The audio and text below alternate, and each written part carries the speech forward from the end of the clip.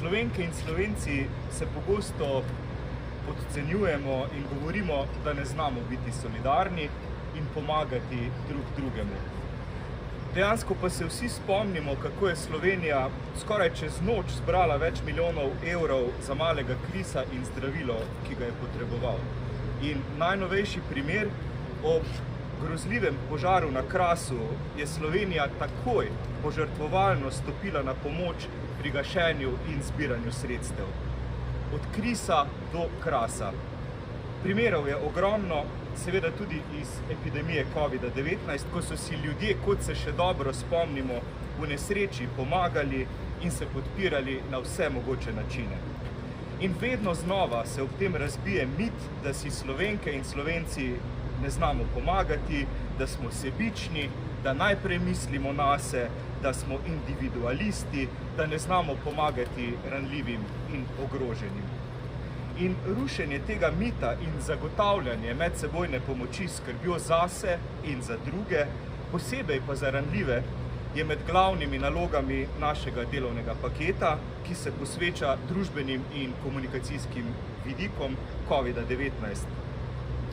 V tem paketu sodelujejo strokovnjaki za komuniciranje, ki jih doslej še nismo javno oznanjali, pa jih bom jaz danes, profesor Dejan Verčič, izredna profesorica Tanja Kamin, magister Mitja Vrdelja. V našem delovnem paketu so še filozof in raziskovalec Kris, docent Tadej Troha, kognitivna znanstvenica in znanstvena novinarka doktorica Zarja Muršič ter klinični psiholog dr. Tristan Rigler, ki se posebej posveča problemom mladih.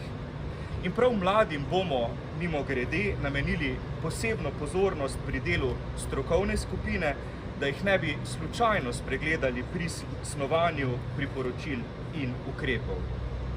In kot je že poudaril na začetku dr. Mario Fafangel, bomo s široko interdisciplinarno ekipo obkolili virus, za katerega je zdaj res jasno, da ni zgolj naravoslovni in medicinski pojav, temveč tudi družbeno dejstvo, ki vpliva na vse pore našega življenja. Od gospodarstva in izobraževanja do kulture in športa. Ob tem pa nameravamo namesto virusa postaviti v središče posameznika in skupnosti in pripravljati rešitve z ljudmi, ne zgolj za ljudi. In to snovanje po meri bomo upoštevali tudi seveda pri iskanju komunikacijskih poti in rešitev, ker ne bi radi, da kdorkoli ostane prikrajšan za pomembne informacije. Želimo seveda tudi, da so sporočila in priporočila jasna in dosledna, ter da z njimi ne ustvarjamo zmede. Ker bo virus očitno še nekaj časa z nami, bomo pomagali vzpostavljati ne le kratkoročna priporočila, temveč tudi neformalna pravila, torej bonton in navade v zvezi z maskami, higieno, zračenjem in vsem drugim, ki se jih bomo lahko držali in ki nam bodo dejansko v pomoč. Bistveno pa je, da v vsaki situaciji ostanemo človeški drug do drugega in si pomagamo ter se spodbujamo. To je in tudi mora biti naš skupen cilj.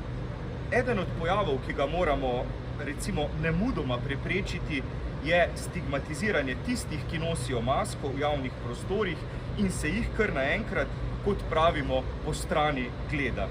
Takšno stigmatiziranje je nedopustno, saj je uporaba maske znak skrbi zase in za skupnost in seveda znak solidarnosti. In za podporo in solidarnost vnaprej hvala tudi vam, novinarkam in novinarjem, pa ekipam medijev. In tudi vi, prosim, še naprej opozarjajte na pozitivne primere v naši družbi, ki jih je ogromno. In pokažite, da se Slovenke in Slovenci znamo spodbujati, da znamo poskrbeti za ranljive in da si znamo pomagati.